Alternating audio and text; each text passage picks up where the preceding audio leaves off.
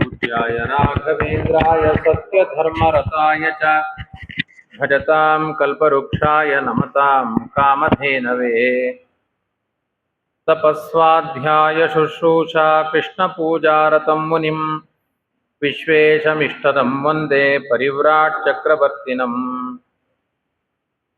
स्वस्त्यस्तु सताम् अशेषसन्मङ्गलानि भवन्तु।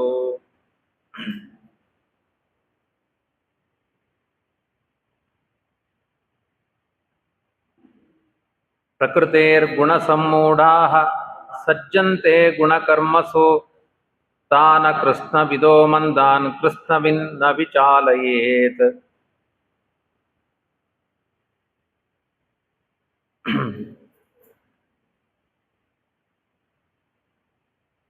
ಶ್ರೀಕೃಷ್ಣ ಪರಮಾತ್ಮ ಅರ್ಜುನನಿಗೆ ಇಂದ್ರಿಯ ನಿಗ್ರಹದ ಪದ್ಧತಿಯನ್ನು ಉಪದೇಶ ಮಾಡ್ತಾ ಇದ್ದಾನೆ. ಇಂದ್ರಿಯಗಳು ಅಭಿಮಾನದಿಂದ ವಿಷಯ ಪದಾರ್ಥಗಳನ್ನು ಸೇವನೆ ಮಾಡುತ್ತೆ. ಗುಣಕರ್ಮಸು ಸಜ್ಜಂತೆ, ವಿಷಯಗಳಲ್ಲಿ ಕರ್ಮಗಳಲ್ಲಿ ಆಸಕ್ತವಾಗುತ್ತೆ ಇಂದ್ರಿಯಗಳು. ಸತ್ವಗುಣ ಸತ್ವ ರಜಸ್ಸು ತಮಸ್ಸು ಅನ್ನುವ ಮೂರು ಗುಣಗಳಿಂದ ಬದ್ಧವಾದ ಇಂದ್ರಿಯಗಳು ವಿಷಯ ಪದಾರ್ಥಗಳ ಸೇವನೆಗೆ ಆಸಕ್ತಿಯನ್ನು ವಹಿಸುತ್ತೆ. ಮೋಕ್ಷ ಸಾಧನೆಗೆ ಕುಳಿತಿರುವನು ಜೀವ.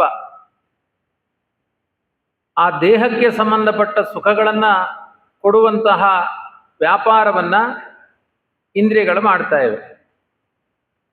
ಅಂದರೆ ನಾವು ಇಲ್ಲಿಂದ ತಿರುಪತಿಗೆ ಯಾತ್ರೆಗೆ ಹೋಗಬೇಕು ಅಂತ ಬಸ್ಸಲ್ಲಿ ಕೂತಿದ್ದೇವೆ. ಡ್ರೈವರು ನಮ್ಮನ್ನ ಎಲ್ಲಿಗೋ ಕರೆದುಕೊಂಡು ಹೋಗ್ತಾ ಇದ್ದಾನೆ, ಬೇಡದನೆ ಇರುವ ಹೋಟೆಲಿಗೆ ಕರೆದುಕೊಂಡು ಹೋಗ್ತಾ ಇದ್ದಾನೆ. ಹಾಗಾಗಿದೆ. ಈ ದೇಹವನ್ನು ದೇವರು ಕೊಟ್ಟದ್ದು ಮೋಕ್ಷಕ್ಕೆ ಉಪಯೋಗಿ ಆಗಲಿ ಅಂತ ಕೊಟ್ಟಿದ್ದಾನೆ. ಇಂದ್ರಿಯಗಳೆಲ್ಲ ಮಾರ್ಕೆಟಿಗೆ ಕರ್ಕೊಂಡು ಹೋಗ್ತಾ ಇವೆ. ನಾವು ಹೋಗಬೇಕಾದ ಗುರಿ ಎಲ್ಲೋ ಇದೆ. ಈ ದೇಹದ ಮೂಲಕ ಇಂದ್ರಿಯಗಳು ನಮ್ಮನ್ನು ದಾರಿ ತಪ್ಪಿಸ್ತಾ ಇದೆ. ಇದಕ್ಕೆ ಕಾರಣ ಈ ತ್ರಿಗುಣಗಳ ಬಂಧನ, ಅದರ ಜೊತೆಗೆ ಒಂದಷ್ಟು ಅಭಿಮಾನ, ಈ ದೇಹ ನನ್ನದು ಅನ್ನುವ ಭ್ರಮೆ. ಭಾಗವತದಲ್ಲಿ ಹೇಳ್ತಾರೆ ಶುಕಾಚಾರ್ಯರು, ಎಷ್ಟೇ ಶ್ರೀಮಂತ ರಾಜನಾಗಿರಲಿ ಅವನ ದೇಹ ಪತನ ಆಯಿತು ಅಂದರೆ ಶೃಗಾಲ ಭಕ್ಷಿ ಅಂತ ಹೇಳಿದ್ದಾರೆ. ನರಿನಾಯಿಗಳು ತಿಂದು ಅಮೇಧ್ಯವಾಗಿ ಹೊರಟೋಗುತ್ತೆ ಈ ದೇಹ.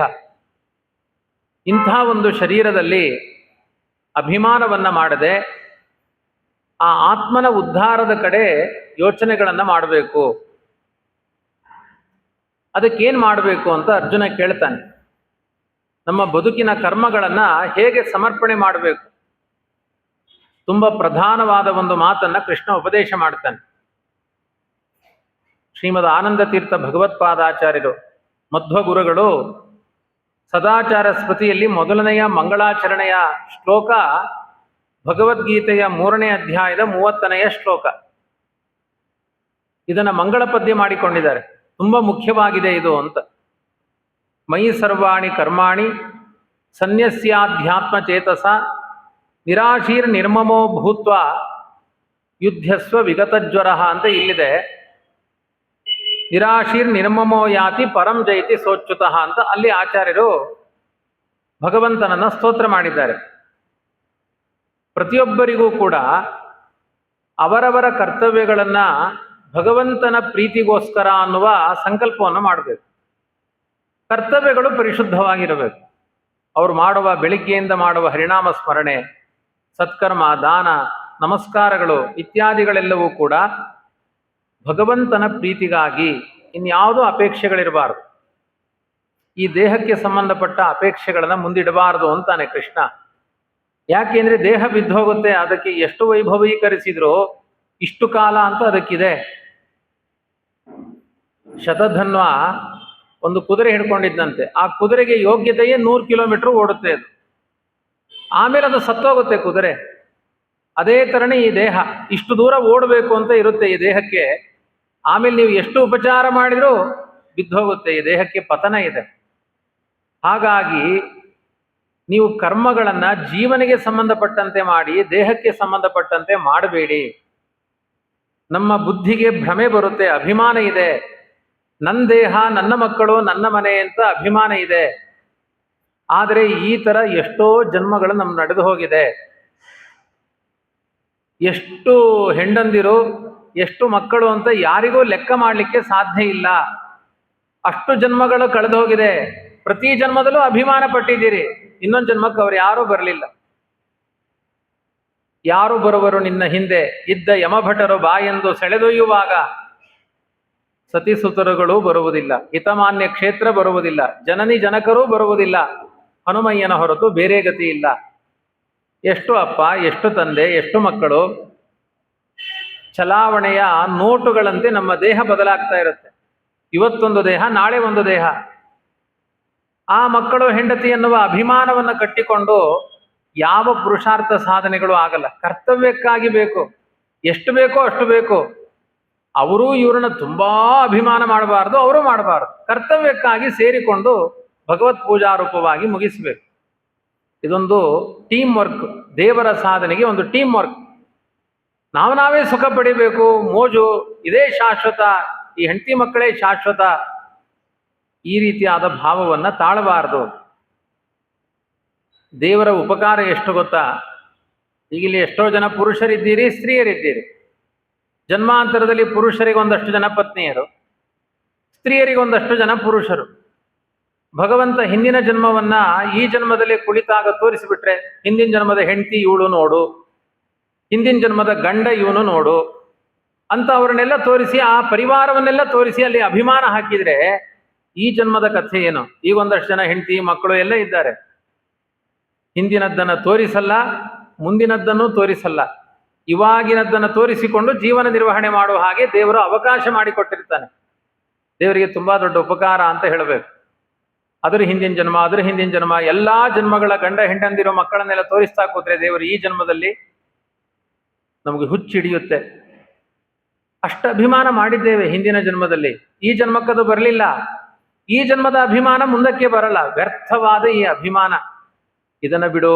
ಕೃಷ್ಣ ಹೇಳ್ತಾನೆ, ನಿರಾಶೀಹಿ, ಆಸೆಗಳನ್ನೆಲ್ಲ ಬಿಡು, ಲೋಕದ ಆಸೆಗಳನ್ನು ಬಿಡು. ನಿರ್ಮಮಃ, ಮಮಕಾರವನ್ನು ಬಿಡು. ಸರ್ವಾಣಿ ಕರ್ಮಾಣಿ ಮೈ ಸನ್ಯಸ್ಯ, ನೀನು ಮಾಡುವ ಪ್ರತಿಯೊಂದು ಕರ್ಮಗಳು ದೇವರಿಗೆ ಪ್ರೀತಿಯಾಗಬೇಕು ಅಂತ ಮನಸ್ಸಲ್ಲಿ ತುಂಬಿಕೋ. ಅಧ್ಯಾತ್ಮ ಚೇತಸ. ಅಧ್ಯಾತ್ಮ ಚೇತಸ ಅಂದ್ರೆ ಒಳಗಡೆ ಭಗವಂತ ಇದ್ದಾನೆ, ಅವನಿಗೆ ಸಮರ್ಪಣೆ ಅಂತ ಅವನ ಬಗ್ಗೆ ಗಮನ ಹರಿಸು. ತ್ವಮೇವ ಮಾತಾ ಚ ಪಿತಾ ತ್ವಮೇವ, ತ್ವಮೇವ ಬಂಧುಶ್ಚ ಸಖಾ ತ್ವಮೇವ. ತುಂಬ ಇಷ್ಟವಾದ ಮಕ್ಕಳಿದ್ದಾರೆ, ನಾವು ಹೇಳಿದಂಗೆ ಕೇಳ್ತಾರೆ ಅಂತ ಅನ್ಕೊಳ್ಳಿ. ಬಹಳ ಕಷ್ಟ ಕಲಿಯುಗದಲ್ಲಿ, ಆದರೂ ಕೇಳ್ತಾರೆ ಅಂತ ಅನ್ಕೊಳ್ಳಿ. ಅವಾಗ ಏನು ಅನ್ಬೇಕು? ನನ್ನ ಮಗನಲ್ಲಿ ಭಗವಂತ ಇದ್ದಾನೆ, ಅವನು ನನಗೆ ಅಭಿಮುಖವಾಗಿದ್ದಾನೆ ಅಂತ ಅಲ್ಲಿಯೂ ದೇವರನ್ನು ನೋಡು. ಹೆಂಡತಿ ಮಕ್ಕಳು ಎಲ್ಲರನ್ನೂ ಇಷ್ಟಂ ದತ್ತಂ ಹುತಂ ಜಪ್ತಂ ಪೂರ್ತಂ ಚಾತ್ಮನ ಪ್ರಿಯಂ ದಾರಾನ್ ಸುತಾನ್ ಪ್ರಿಯಾನ್ ಪ್ರಾಣಾನ್ ಪರಸ್ಮೈ ಸನ್ನಿವೇದಯೇತ್. ನೀವು ಮಾಡುವ ಎಲ್ಲ ಸತ್ಕರ್ಮಗಳು, ನೀವು ಗಳಿಸಿದ ಸಂಪತ್ತು, ನಿಮ್ಮ ಹೆಂಡತಿ ಮಕ್ಕಳು ಎಲ್ಲರನ್ನೂ ದೇವರ ಮುಂದೆ ಪ್ರತಿದಿನ ಸಮರ್ಪಣೆ ಮಾಡ್ಬೇಕಂತೆ. ಇವರೆಲ್ಲ ನಿನ್ನ ಸೇವಕರು ಅಂತ ನಾವು ಹೇಳಬೇಕು. ಅವ್ರು ಹೇಳ್ತಾರ ಬಿಡ್ತಾರ? ನಾವೆಲ್ಲರನ್ನು ದೇವರಿಗೆ ಅಹಂಕಾರ ಮಮಕಾರಗಳನ್ನು ತೊರೆದು ನಿನ್ನ ಉಪಕಾರದಿಂದ ಸಿಕ್ಕಿರುವಂತಹದ್ದು ಇದು.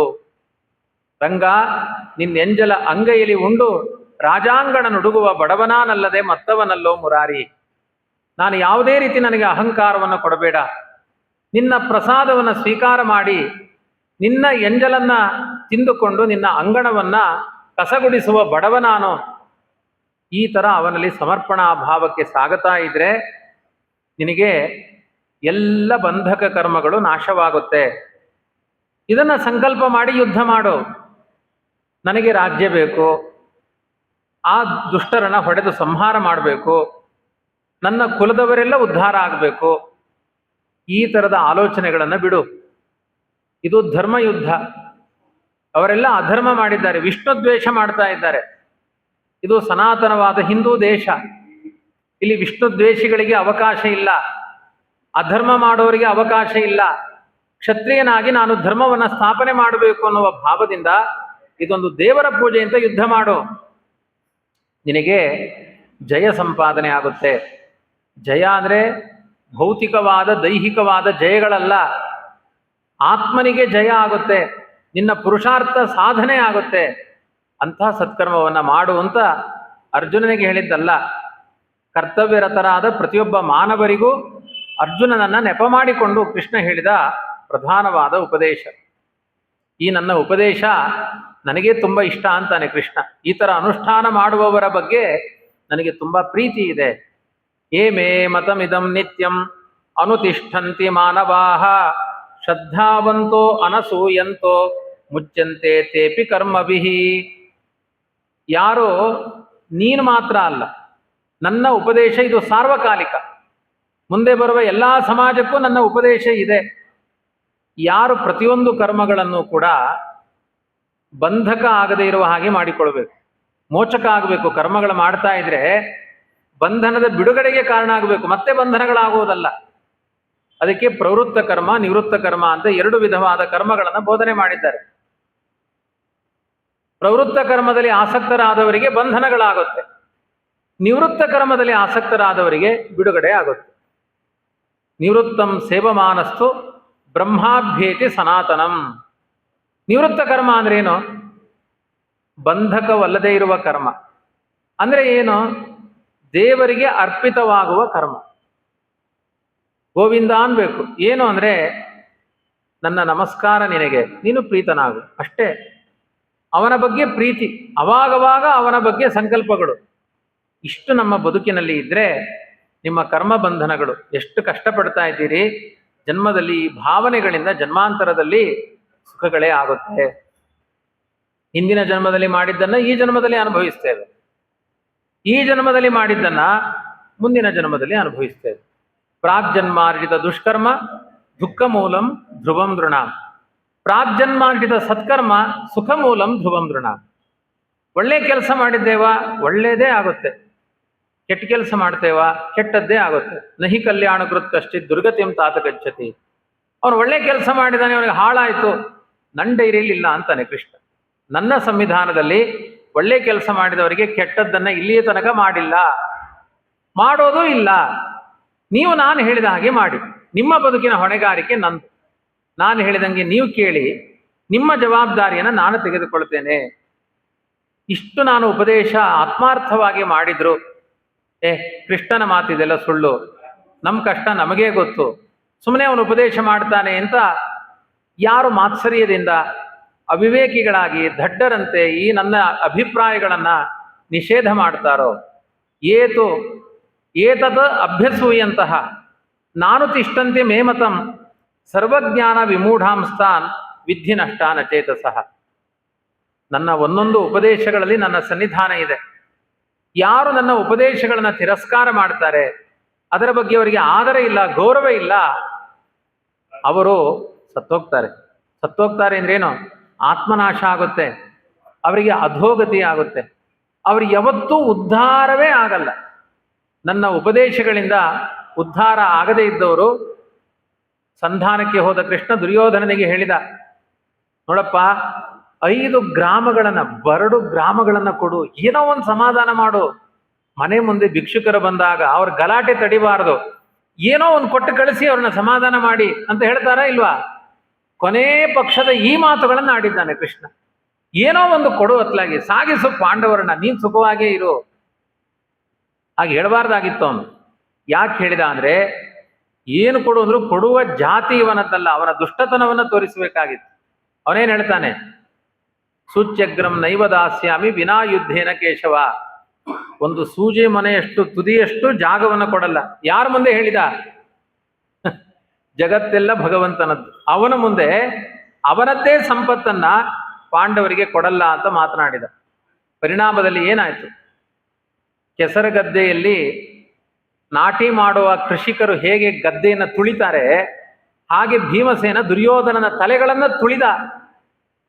ಒಬ್ಬನೇ ಭೀಮಸೇನನ ಬಾಹುಗಳಿಂದ 100 ಜನ ಧೃತರಾಷ್ಟ್ರನ ಮಕ್ಕಳು ಹೊಡೆದು ಹೊಡೆದು ಹೊಡೆದು ಹೊಡೆದು ಕೊಂದ ಅವರನ್ನು. ಯಾಕೆ? ಕೃಷ್ಣನ ಮಾತಿಗೆ ವಿರೋಧ ಮಾಡಿದ್ದಾರೆ, ನನ್ನ ಮಕ್ಕಳಿಗೆ ಅನ್ಯಾಯ ಮಾಡಿದ್ದಾರೆ, ನನ್ನ ಹೆಂಡತಿಗೆ ಅನ್ಯಾಯ ಮಾಡಿದ್ದಾರೆ, ಭೀಮಸೇನ ಹೊಡಿಲಿಲ್ಲ. ಕೃಷ್ಣನ ನಿಂದನೆ ಮಾಡಿದ ಬುರುಡೆಗಳಿವು, ಈ ತಲೆಗಳು, ಇವುಗಳನ್ನು ಹೊಡಿಬೇಕು ಅಂತ 100 ಜನರನ್ನು ಭೀಮಸೇನನ ಬಾಹುಗಳ ನಡುವೆ ಹಾಕಿಕೊಂಡು ಪಿಚ್ಕಾರಿ ಹೊಡೆದಂಗೆ ಹೊಡೆದಿದ್ದಾನೆ ಅವನು ಜೋರಾಗಿ ಆ ಭೀಮಸೇನ. ಇದು ಅಧರ್ಮಕ್ಕೆ, ನನ್ನ ಮಾತನ್ನ ನಿಂದನೆ ಮಾಡೋರಿಗೆ ವಾಯುದೇವರು ಕೊಡುವ ಶಿಕ್ಷೆ. ಗದಾ ಪ್ರಹಾರ ಮಾಡ್ತಾರೆ ವಾಯುದೇವರು, ಎಚ್ಚರ. ಆದ್ರಿಂದ ಕೇಳಿಸ್ಕೊಳ್ಳಿಕ್ಕೂ ತುಂಬಾ ಸಾಮರ್ಥ್ಯ ಬೇಕು. ಯಾಕೆಂದ್ರೆ ಕೇಳಿಸ್ಕೊಂಡ ಮೇಲೆ ಅನುಷ್ಠಾನ ಮಾಡಬೇಕು, ಇಲ್ಲದೇ ಇದ್ರೆ ಅಪರಾಧ ಆಗ್ತೀವಿ. ಸುಮ್ಮನೆ ಇದೊಂದು ಧಾರಾವಾಹಿ ತರ ಅಲ್ಲ, ವಿನೋದ ಅಲ್ಲ, ಇದೊಂದು ಎಂಟರ್ಟೈನ್ಮೆಂಟ್ ಅಲ್ಲ, ಇದು ಭಗವಂತನ ಚಿಂತನೆಗಳು, ಜೀವನದ ಮೌಲ್ಯಗಳು. ಇದನ್ನ ಅಳವಡಿಸಿಕೊಳ್ಬೇಕು, ಇದನ್ನ ತಿರಸ್ಕಾರ ಮಾಡಬಾರದು. ಮಾಡಿದ್ರೆ ಅವರು ನಷ್ಟರಾಗಿ ಹೋಗ್ತಾರೆ. ಆದ್ರಿಂದ ಸದೃಶಂ ಚೇಷ್ಟತೆ ಸ್ವಸ್ಯಾಹ ಪ್ರಕೃತಿರ್ಜ್ಞಾನವಾನಪಿ ಪ್ರಕೃತಿಂ ಯಾಂತಿ ಭೂತಾನಿ ನಿಗ್ರಹ ಕಿಂ ಕರಿಷ್ಯತಿ. ಆದ್ರಿಂದ ನನ್ನ ಅಭಿಪ್ರಾಯವನ್ನ ಯಾರು ಅನುಷ್ಠಾನ ಮಾಡೋದಿಲ್ಲ ಅವರಿಗೆ ತುಂಬ ಅನರ್ಥ ಆಗುತ್ತೆ. ಹೀಗಿದ್ರೂ ಕೂಡ ಎಲ್ಲ ಜೀವರಾಶಿಗಳಿಗೂ ಸಂಸ್ಕಾರ ಅನ್ನೋದು ತುಂಬ ಮುಖ್ಯವಾಗಿದೆ. ಈ ದೇಹದಲ್ಲಿ ನಾವು ಏನು ಅನುಷ್ಠಾನ ಮಾಡ್ತೇವೆ ಅದು ಜನ್ಮಾಂತರಕ್ಕೆ ಹೋಗುತ್ತೆ. ಇವಾಗೇನು ಪ್ರಾಕ್ಟೀಸ್ ಮಾಡ್ತೇವೆ ಅದೇ ಮುಂದೆ ಅಭ್ಯಾಸಕ್ಕೆ ಬರುತ್ತೆ. ಬಾಲ್ಯದ ಅಭ್ಯಾಸಗಳೆಲ್ಲ ದೊಡ್ಡವರಾದ್ಮೇಲೆ ಬರುತ್ತೆ, ಅಂತ್ಯಕಾಲದ ಅಭ್ಯಾಸಗಳೆಲ್ಲ ಜನ್ಮಾಂತರಕ್ಕೆ ಹೋಗುತ್ತೆ. ಹಾಗಾಗಿ ಪ್ರಕೃತಿಂ ಯಾಂತಿ ಭೂತಾನಿ ನಿಗ್ರಹ ಕಿಂ ಕರಿಷ್ಯತಿ. ಪೂರ್ವ ಸಂಸ್ಕಾರಗಳೇ ಎಳ್ಕೊಂಡು ಹೋಗುತ್ತೆ ನಮ್ಮನ್ನ. ಅದಕ್ಕೆ ನಮ್ಮ ಸಂಸ್ಕಾರಗಳು ಸರಿಯಾಗಿರಬೇಕು. ಇಂದ್ರಿಯಸ್ಯೇಂದ್ರಿಯಸ್ಯಾರ್ಥೆ ರಾಗದ್ವೇಷವು ವ್ಯವಸ್ಥಿತೋ ತಯೋರ್ನ ವಶಮಾಗಚ್ಚೇತ್ ತೌಹ್ಯಸ್ಯ ಪರಿಪಂಥಿನೋ. ಇಂದ್ರಿಯಗಳ ಆಕರ್ಷಣೆಗೆ ಪ್ರಧಾನವಾದದ್ದು ಯಾವುದು ಅಂದರೆ ರಾಗ. ರಾಗ ಅಂದ್ರೆ ಏನು? ನನಗೆ ಇದರಲ್ಲಿ ಆಸಕ್ತಿ ಇದೆ ಅಂತ ವಿಷಯ ಪದಾರ್ಥಗಳ ಸಂವೇದನೆ, ಅತಿಯಾದ ಅವುಗಳ ಆಕಾಂಕ್ಷೆ, ತಗೊಂಡು ಬಿಡಲೇಬೇಕು. ಇವತ್ತು ಹೊಸದೊಂದು ಅಂಗಡಿಯಲ್ಲಿ ಮೊಬೈಲ್ ಬಂದಿದೆ, ಅದನ್ನು ಹೇಗಾದ್ರೂ ಮಾಡಿ ತಗೊಳ್ಬೇಕು. ಈ ಥರದ ಒಂದು ದೃಷ್ಟಾಂತ, ಇದನ್ನು ತಿನ್ನಲೇಬೇಕು, ಇದನ್ನು ತಗೊಳ್ಳೇಬೇಕು, ಈ ಥರ ನಾನು ಮಾಡಲೇಬೇಕು ಅನ್ನುವ ಹಠಗಳಿದೆ ಅಲ್ವಾ, ಅದು ನಮ್ಮನ್ನು ಕಟ್ಟಿ ಹಾಕ್ತಾ ಇರುತ್ತೆ. ಜ್ಞಾನಿಗಳಾದವರು ಬಂದದ್ದೆಲ್ಲ ಬರಲಿ ಗೋವಿಂದನ ದಯೆ ಒಂದಿರಲಿ ಅಂತ ಪ್ರಾಪ್ತಂ ಪ್ರಾಪ್ತಂ ಉಪಾಸೀತ. ಸುಖ ಬರುತ್ತೋ ದುಃಖ ಬರುತ್ತೋ ಅದರ ನಿರೀಕ್ಷೆಯಲ್ಲಿ ಇರಲ್ಲ, ಬಂದದ್ದನ್ನ ಪ್ರಸಾದ ಅಂತ ಸ್ವೀಕಾರ ಮಾಡ್ತಾರೆ ವಿವೇಕಿಗಳಾದವರು. ಅವಿವೇಕಿಗಳಾದವರು ಹುಡ್ಕೊಂಡು ಹೋಗ್ತಾರೆ, ಇದೇ ಸುಖ ಬೇಕು, ಹೀಗೇ ಆಗಬೇಕು, ಹಿಂಗೇ ಇರಬೇಕು. ಅದರಿಂದ ತುಂಬಾ ಅನರ್ಥಗಳನ್ನು ಅನುಭವಿಸ್ತಾರೆ. ಆದ್ರಿಂದ ನಿಮಗೆ ಹೇಳಬೇಕಾದ ಅಂಶ ಏನು ಅಂದ್ರೆ ರಾಗದ್ವೇಷಗಳನ್ನ ಪರಿಹಾರ ಮಾಡಿಕೊಳ್ಳಿ. ನಿಮ್ಮ ಮೋಕ್ಷ ಮಾರ್ಗಕ್ಕೆ ವಿಘ್ನಕಾರಕರು ಯಾರು ಅಂದ್ರೆ ಒಂದು ರಾಗ, ಅದು ಸಿಗದೇ ಇದ್ದಾಗ ದ್ವೇಷ, ಸಿಟ್ಟು, ಅದೆರಡನ್ನ ಪರಿಹಾರ ಮಾಡಿಕೊಳ್ಳಿ. ಉತ್ತಮ ಸಂಸ್ಕಾರಗಳನ್ನು ಅಳವಡಿಸಿಕೊಳ್ಳಿ.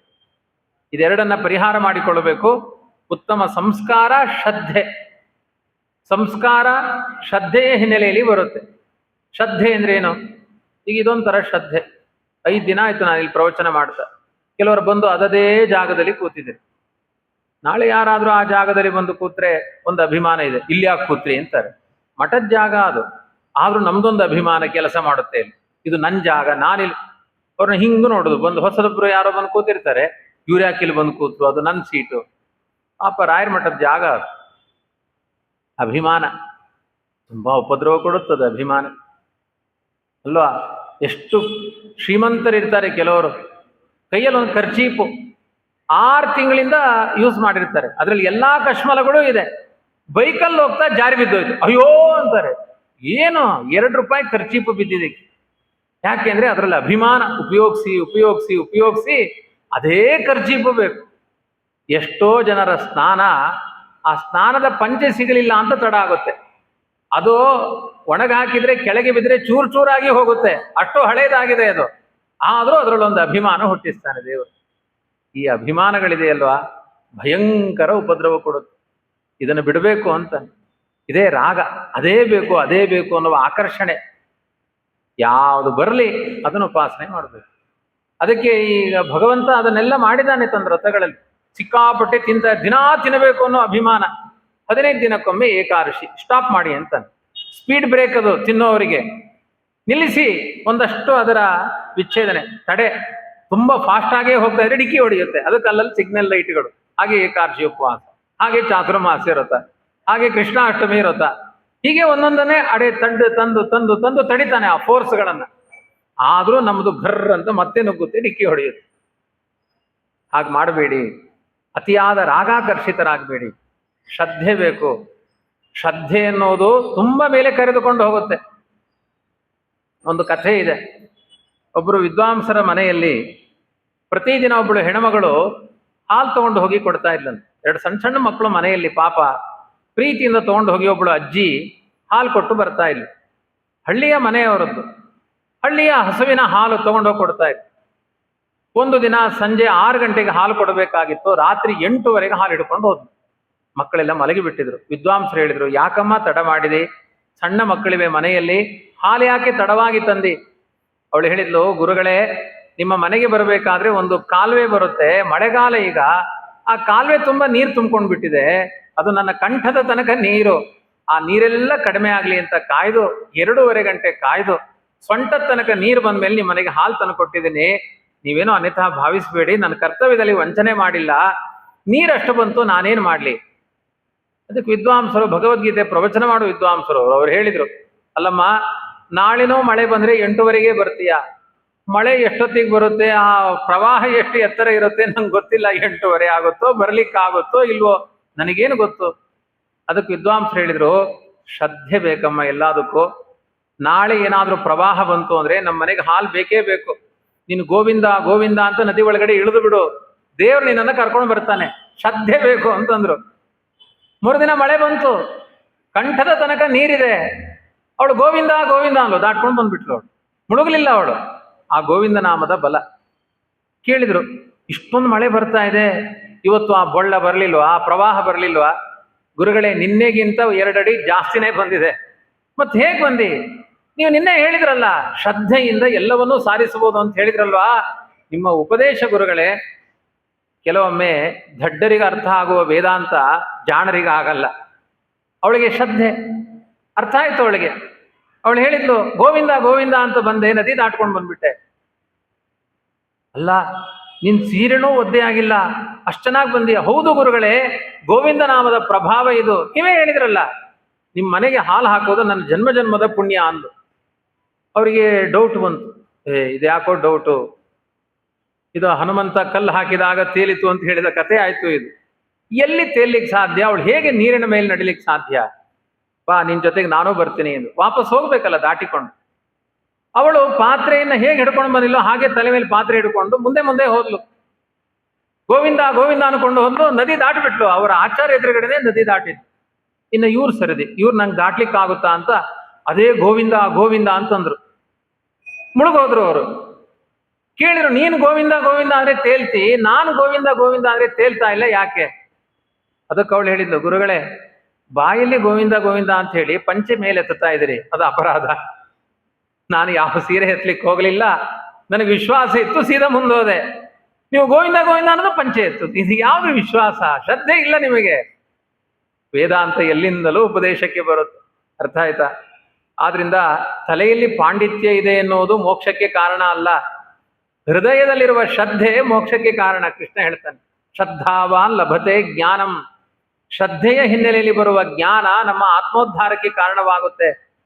ಕಲಿಯುವ ಪಾಠ ಎಲ್ಲೂ ಇದೆ. ರಹುಗಣ ಹೋಗ್ತಾ ಇದ್ದ ಭಾಗವತದ ಕಥೆ ಕೇಳಬೇಕು ಅಂತ. ಪಲ್ಲಕ್ಕಿ ಹೊತ್ತುಕೊಳ್ಳುವಂತಹ ಜಡಭರತ ಮೋಕ್ಷೋಪದೇಶ ಮಾಡಿದ, ಕಾರಿನ ಡ್ರೈವರ್ ಉಪದೇಶ ಮಾಡಿದ, ಪಲ್ಲಕ್ಕಿ ಹೊತ್ತುಕೊಂಡು ಹೋಗುವ ಸೇವಕ ಮೋಕ್ಷದ ಮಾರ್ಗ ತೋರಿಸಿದ.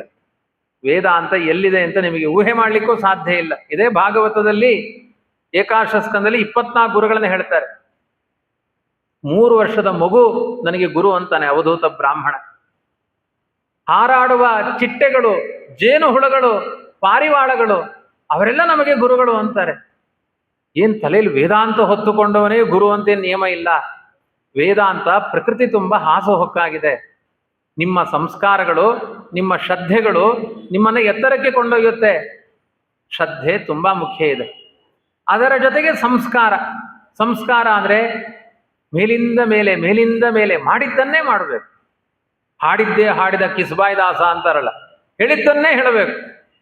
ಅವ್ನು ನೋಡಿ, ಕಿಸ್ಬಾಯಿ ದಾಸ ಕಿಸ್ಬಾಯಿ ಅಂದ್ರೇನು? ಅಗಲಬಾಯಿ. ಯಾರು? ನರಸಿಂಹ. ಅವನ ದಾಸ ಯಾರು? ಪ್ರಹ್ಲಾದ. ಅವನೇನು ಮಾಡಿದ? ಹಾಡಿದ್ದೇ ಹಾಡಿದ. ಹಿರಣ್ಯಕಶಿಪುವಿನ ಮುಂದೆ ವಿಷ್ಣು ಸರ್ವೋತ್ತಮ, ವಿಷ್ಣು ಸರ್ವೋತ್ತಮ ಹೇಳಿದ್ದೇ ಹೇಳಿದ. ಬಿಡುಗಡೆ ಆಯ್ತಾ ಇಲ್ವಾ? ಅವನಿಗೆ ಸಂಸ್ಕಾರ ಗಟ್ಟಿಯಾಗಿತ್ತು, ಪೂರ್ವಜನ್ಮದ ಸಂಸ್ಕಾರ. ಶಂಕುಕರ್ಣನಾಗಿದ್ದಾಗ ಸಂಸ್ಕಾರ, ದೈತ್ಯ ಕುಲದಲ್ಲಿ ಬಂದರೂ ಬದಲಾಗಲಿಲ್ಲ. ಆದ್ರಿಂದ ನೀವು ಗಳಿಸಿದ ಸಂಪತ್ತು ನಾಶ ಆಗುತ್ತೆ, ಮನೆಗಳು ನಾಶ ಆಗುತ್ತೆ, ಎಲ್ಲ ಕಳ್ಕೊಳ್ತೀರಿ. ಆದರೆ ನೈನಾಂ ಜಾತು ಸರಸ್ವತಿ, ನೀವು ಕಲಿತ ಭಗವಂತನ ಜ್ಞಾನ ಇನ್ನೊಂದು ಜನ್ಮಕ್ಕೆ ನಾಶ ಆಗಲ್ಲ, ಅದು ಬೆನ್ನ ಹಿಂದೆ ಬರುತ್ತೆ, ಅಲ್ಲಿಂದ ಕಂಟಿನ್ಯೂ ಆಗುತ್ತೆ. ಮೊದಲಿಂದ ಓದಬೇಕಾಗಿಲ್ಲ, ಅದ್ರ ಮುಂದಿನ ಭಾಗ ಅರ್ಥ ಆಗುತ್ತೆ ವೇದಾಂತ. ಅದಕ್ಕೆ ಈ ಜನ್ಮದ ಸಂಸ್ಕಾರಗಳು, ಬಾವಿ ಕಟ್ಟೆಯ ಮೇಲೆ ಕೊಡಗಳನ್ನ ಸೇದಿ ಸೇದಿ ಇಡ್ತಾ ಇಡ್ತಾ ಇಡ್ತಾ ಎಂಥ ಕಲ್ಲಿನ ಬಂಡೆಯೂ ಹಳ್ಳ ಬೀಳುತ್ತೆ, ಅದು ಸಂಸ್ಕಾರ. ಮತ್ತೆ ಮತ್ತೆ ಮತ್ತೆ ಮತ್ತೆ ಇಟ್ಟ ತಾಮ್ರದ ಕೊಡ ಹಳ್ಳ ಮಾಡುತ್ತೆ ಆ ಕಲ್ಲನ್ನ. ಅದೇ ರೀತಿ ಮನಸ್ಸಿಗೆ ಮತ್ತೆ ಮತ್ತೆ ಮತ್ತೆ ಮತ್ತೆ ತೈಲಧಾರೆಯಂತೆ ಮನಸ್ಸು ಕೊಡು ಹರಿಯಲ್ಲಿ ಅದನ್ನ ಸಾಣೆ ಹಿಡಿತಾ ಇದ್ರೆ ಸಂಸ್ಕಾರ ಬಲಿಷ್ಠವಾಗುತ್ತೆ. ಸಂಸ್ಕಾರ ಬಲಿಷ್ಠ ಆದ್ಮೇಲೆ ಜನ್ಮಾಂತರದವನ ಚೇಷ್ಟೆಗಳೆಲ್ಲ ಅದಕ್ಕೆ ಅನುಕೂಲವಾಗಿರುತ್ತೆ. ಇದನ್ನ ಮಧ್ವಾಚಾರ್ಯರು ವ್ಯಾಖ್ಯಾನ ಮಾಡ್ತಾರೆ. ಸಂಸ್ಕಾರೋ ಬಲವಾನೇವ ಬ್ರಹ್ಮಾದ್ಯ ಅಪಿ ತದ್ವಶಾಹ ತಥಾಪಿ ಸೋನ್ಯತಾ ಕರ್ತುಂ ಶಕ್ಯತೇತಿ ಪ್ರಯತ್ನತಃ. ಸಂಸ್ಕಾರ ತುಂಬಾ ಬಲಿಷ್ಠವಾದದ್ದು. ಬ್ರಹ್ಮಾದಿ ದೇವತೆಗಳು ಇದಕ್ಕೆ ವಶ ಆಗಿದ್ದಾರೆ. ಒಳ್ಳೆ ಸಂಸ್ಕಾರಗಳಿದ್ರೆ ಒಳ್ಳೇದು ಬರುತ್ತೆ, ಕೆಟ್ಟ ಸಂಸ್ಕಾರಗಳಿದ್ರೆ ಕೆಟ್ಟದು ಬರುತ್ತೆ. ಉದಾಹರಣೆಗೆ, ನೀವು ಕೆಲವೊಮ್ಮೆ ಮಾರ್ಕೆಟಿಗೆ ಹೋಗ್ತೀರಿ ತರಕಾರಿ ತರಲಿಕ್ಕೆ, ಹೆಣ್ಮಕ್ಳಿಗೆ ಚೆನ್ನಾಗಿ ಗೊತ್ತು, ತುಂಬ ತರಕಾರಿ ಇರುತ್ತೆ. ಕೆಲವರು ಬೀನ್ಸ್ ಆ ತರಕಾರಿ ಮುಂದೆ ಹೋಗಿ ನಿಂತ್ಕೊಳ್ತಾರೆ, ಕೆಲವರು ಕುಂಬಳಕಾಯಿ ಮುಂದೆ ಹೋಗಿ ನಿಂತ್ಕೊಳ್ತಾರೆ, ಕೆಲವರು ಸೌತೆಕಾಯಿ ಮುಂದೆ ಹೋಗಿ ನಿಂತ್ಕೊಳ್ತಾರೆ. ಯಾಕೆ ಅಲ್ಲಲ್ಲಿ ಹೋಗಿ ನಿಂತಿದ್ದಾರೆ? ಅವ್ರಿಗೆ ಇದು ಇಷ್ಟ. ಕೆಲವರಿಗೆ ಬೆಂಡೆಕಾಯಿ ಇಷ್ಟ, ಕೆಲವರಿಗೆ ಕುಂಬಳಕಾಯಿ ಇಷ್ಟ, ಕೆಲವರಿಗೆ ಸೌತೆಕಾಯಿ ಇಷ್ಟ. ಕೇಳಿ, ನಿಮಗೆ ಇದೇ ಯಾಕೆ ಇಷ್ಟ ಆಯಿತು? ಬಟ್ಟೆ ಅಂಗಡಿಗೆ ಹೋಗ್ತಾರೆ, ಕೆಲವರಿಗೆ ಗ್ರೀನ್ ಸ್ಯಾರಿ, ಕೆಲವರಿಗೆ ಯೆಲ್ಲೋ ಸ್ಯಾರಿ. ಯಾಕೆ ಇದೇ ಕಲರ್ ಇಷ್ಟ ಆಯಿತು? ಹಿಂದಿನ ಜನ್ಮದ ಉಪಾಸನೆ ಹೇಗಿದೆ, ಈ ಜನ್ಮದಲ್ಲಿ ಅಷ್ಟು ಇಷ್ಟ ಆಗುತ್ತೆ. ಕುಂಬಳಕಾಯಿ ಯಾಕೆ ಇಷ್ಟ ಆಯಿತು? ಸಿಕ್ಕಾಪಟ್ಟೆ ಅವಾಗವಾಗ ರಾಯರ ಮಠಕ್ಕೆ ಹೋಗುದು ಕುಂಬಳಕಾಯಿ ತಿನ್ನು. ಜನ್ಮಾಂತರಕ್ಕೂ ಹೋದ ತಕ್ಷಣ ಕುಂಬಳಕಾಯಿ ಎಷ್ಟು? ಯಾಕೆಂದ್ರೆ ಜನ್ಮಾಂತರದಲ್ಲಿ ತಿಂದಿದ್ದು ಜಾಸ್ತಿ ಅದು. ಅದಕ್ಕೆ ಚೀ ಕುಂಬ್ಸೋ ಅಂತ, ಚಿರಂಜೀವಿ ಕುಂಬಳಕಾಯಿ ಸೌತೆಕಾಯಿಗಳು ಅಂತ. ಅದು ಯಾವತ್ತೂ ನಾಶ ಆಗೋದೇ ಇಲ್ಲ. ಅದ್ರ ಮತ್ತೆ ಮತ್ತೆ ಸಂಸ್ಕಾರಗಳು. ಒಂದು ಲೋಕದ ದೃಷ್ಟಾಂತ ಹೇಳಿದೆ. ನಮಗೆ ಯಾಕೆ ಇದೇ ತುಂಬಾ ಇಷ್ಟ, ಎಷ್ಟು ಬಾರಿ ತಿಂದ್ರು ಮತ್ತೆ ಅದೇ ತರಕಾರಿ ಬೇಕು ಅಂತ ಅನಿಸುತ್ತೆ. ಯಾಕೆ? ಹಸಿವಾಯ್ತು ಅಂದ್ರೆ ಆ ತರಕಾರಿಯನ್ನೇ ನಾಲಿಗೆ ಕೇಳುತ್ತೆ. ಯಾಕೆ? ಅದು ಜನ್ಮಾಂತರದ ಉಪಾಸನೆಯ ಫಲ. ಯಾವುದನ್ನ ಮತ್ತೆ ಮತ್ತೆ ನೀವು, ಒಂದು ಸಣ್ಣ ವಿಷಯ ಇರ್ಬೋದು, ದೊಡ್ಡ ವಿಷಯ ಇರ್ಬೋದು, ಹಾಗೆ ನೀವು ಕೃಷ್ಣ ಇಷ್ಟ ಅಂತ ಧ್ಯಾನ ಮಾಡ್ತಾ ಇರಿ, ಸಹಜವಾಗಿ ಜನ್ಮಾಂತರದಲ್ಲಿ ನಿಮ್ಮ ಸಂಸ್ಕಾರ ಹಾಗೆ ಹೋಗುತ್ತೆ. ಪ್ರಹ್ಲಾದ ಗರ್ಭದಲ್ಲಿದ್ದಾಗ ನಾರದರು ಕಯಾದುವಿಗೆ ಎಲ್ಲ ಭಾಗವತ ಧರ್ಮಗಳನ್ನು ಉಪದೇಶ ಮಾಡಿದರು. ಹುಟ್ಟಿದ ಪ್ರಹ್ಲಾದ ಹುಟ್ಟಿದ ದಿನದಿಂದ ವಿಷ್ಣು ಭಕ್ತಿಯಲ್ಲಿ ಆಸಕ್ತನಾದ. ಮಕ್ಕಳು ಹೊಟ್ಟೆಯಲ್ಲಿದ್ದಾಗ ಭಾಗವತ ಕೇಳಿದ್ರೆ ಹುಟ್ಟಿದ ತಕ್ಷಣ ಕೇಳುತ್ತೆ, ಅಮ್ಮ ದೇವ್ರ ಮನೆ ಎಲ್ಲಿದೆ ಅಂತ ಅಂಬೆಗಾಲು ಇಟ್ಕೊಂಡು ಹೋಗುತ್ತೆ. ಯಾವಾಗಲೂ ಟಿವಿ ನೋಡ್ತಾ ಕೂತಿದ್ರೆ ಗರ್ಭದಲ್ಲಿ ಮಕ್ಕಳಿದ್ದಾಗ ಅಮ್ಮ ಮೊಬೈಲ್ ಶಾಪ್ ಎಲ್ಲಿದೆ ಅಂತ ಕೊನೆಗೆ ಮೊಬೈಲ್ ಶಾಪ್ ಇಟ್ಕೊಂಡು ಕೂತ್ಕೊಳ್ಳುತ್ತೆ ಕೊನೆಯ ತನಕ. ನೀವು ಯಾವ್ಯಾವ ತರ ಸಂಸ್ಕಾರಗಳನ್ನ ಕೊಡ್ತೀರಿ ಆ ತರ ಬೆಳವಣಿಗೆ ಆಗುತ್ತೆ. ಶ್ರದ್ಧೆ ಸಂಸ್ಕಾರಗಳು ಇದೇನ್ ಮಾಡುತ್ತೆ? ರಾಗದ್ವೇಷಗಳನ್ನ ಬಿಡುಗಡೆ ಮಾಡುತ್ತೆ.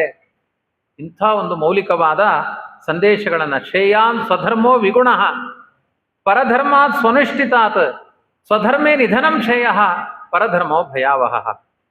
ಶ್ರೇಯಾನ್ ಸ್ವಧರ್ಮೋ ವಿಗುಣ ಪರಧರ್ಮಾತ್ ಸ್ವನುಷ್ಠಿತಾತ್.